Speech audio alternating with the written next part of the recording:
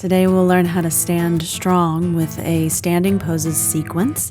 Standing poses are essential to any yoga practice. They are the foundation for everything else that we do. All the fancy poses that we want to get to, we have to have standing poses first. They're the building blocks that we have to build our temples with. So, come to standing on your mat in Tadasana, mountain pose. You'll stand with your feet together and bring your hands together in front of your heart.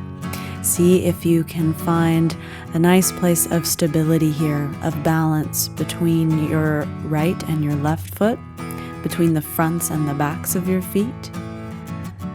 Make both legs equally strong. Lift your kneecaps up, engage your quadriceps. Drop your tailbone down, draw your lower belly back and up. Lift your chest up into your hands and drop your shoulders. Imagine you have little weights on your elbows. And as you root down through your feet, lift up through the crown of your head. With every breath, stand taller. Keep your breath smooth and even here, moving freely in and out of your nose, and move towards Ujjayi Pranayama, that victorious breath with the littlest bit of sound coming from your throat. And now we'll start to move into our first standing pose. So bring your hands to your sides and then put them on your waist. Open your eyes and separate your feet to about the length of one of your legs. And then turn your right foot out and turn your left foot in as you turn to face the right. We're going to come into Parsvottanasana first.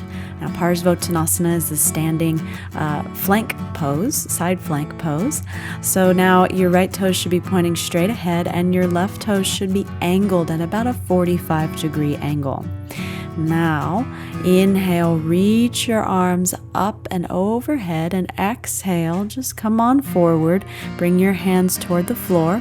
If they reach the floor and you can keep your legs straight, that's great. If your legs bend when you reach towards the floor, just grab your blocks like I did there and place one on either side of your front foot. And you, of course, have 3 heights to choose from.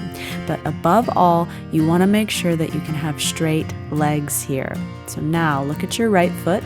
Lift and spread all 5 of those toes on your right foot and roll the weight deliberately to the ball of your big toe. I want you to press that down really firmly. Make sure the weight in your heel is balanced right in the middle of your heel, not to the inside or to the outside. And if you need to adjust, just lift your heel like I did, bend your knee and shift your heel out laterally. And then straighten your leg again. And now bring your attention up to your kneecap and lift it up. And by lift your kneecap, I mean engage your quadriceps here. See if you can keep your kneecap lifted, keep your quadriceps engaged, and now from the pressure in the ball of your big toe, shift your right hip back to the space behind you. Move it back. Now, bring your attention to your back foot. See if you can get some weight on the little toe side of your back foot. Lift your inner ankle bone up. Lift that kneecap as well. And from the pressure in your back heel, drive your left hip forward. So there's scissoring at your hips. And if you feel comfortable here, you can take a nice deep inhalation and exhale, fold forward. If you could put your forehead on your shin, that's nice. Then you can walk your hands back so your fingers face the back of your mat. If this bends your legs to fold forward, don't do it. Obviously, you want to stay up so at a place where you can easily keep your legs straight and keep all of this action that we've put in place from our feet to our knees, all the way up our thighs and to our hips. You want to keep that right hip moving back and keep the left hip moving forward. Now, on an inhalation, bring your head up, exhale right there, and then inhale to come on up. So come on up to standing, put your hands on your hips, and exhale to switch sides. So now you're going to turn your left toes out towards the back of your mat and turn those right toes in. Now inhale, reach up tall and keep that length as you exhale, fold forward. If you need your blocks again, be sure to grab them. Each side might be a little different, so just pay attention. Now look at your left foot and see if you can lift and spread those toes. Really fan them out and press down through the ball of your big toe. I want that to be the heaviest part of your left foot. Balance the weight in your heel once again so it's right in the middle, and then trace a line of energy from the ball of your big toe all the way up to your kneecap and lift it up. Keep it lifted, keep your quadriceps engaged, and now drive your left hip back towards the wall behind you. You want to keep that hip moving back without losing the pressure in the ball of your big toe. Now look at your back foot. See if you can get some weight down on the little toe side of that foot, and from the pressure in your back heel, drive your right hip forward. So it's almost like you're trying to drive your right hip to your left ankle.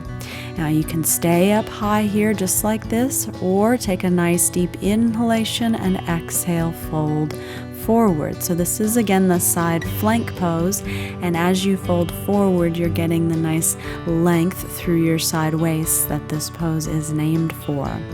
Now again, if you lose any of the action that we've already created by folding forward, you have to back off. So please keep each of the steps in place. And once you put them there, don't let them go. Keep pressing down through both feet. Lift both kneecaps up. Drive that right hip forward and keep moving your left hip back so you're balancing your pelvis in space. Let's take just a couple more breaths here. Keep the action in both legs.